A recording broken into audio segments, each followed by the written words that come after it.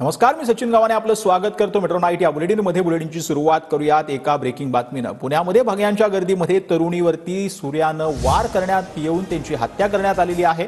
पुण्यातल्या गुन्हेगारीवरून अजित पवार पोलिसांवरती नाराज असल्याचं पाहायला मिळत आहे। जमत नसेल तर सांगा, दादांनी पोलीस अधिकाऱ्यांवरती संताप व्यक्त केला आहे। पुण्यात गुन्हेगारी वाढली असं म्हणणं चूक असल्याचं मुख्यमंत्री फडणवीस यांनी म्हटलं आहे। दादांनी पोलिसांवर सवाल उपस्थित केल्यानंतर फडणवीस आता पोलिसांची पाठराखण करताना पाहायला मिळतात। कुठेतरी पोलीस वरिष्ठ अधिकारी कमी पडतात असं माझं मत आहे। त्यामध्ये त्यांना जर जमत नसेल तर त्यांनी स्पष्ट सांगावं की हे आमच्या आवाक्याच्या बाहेर आहे, इतर दुसरे अधिकारी चांगले आणून। कारण सध्या त्याबद्दलची खूप मोठ्या प्रमाणावर चर्चा महाराष्ट्रामध्ये होतीये, हे आपण सगळेजण पाहताय।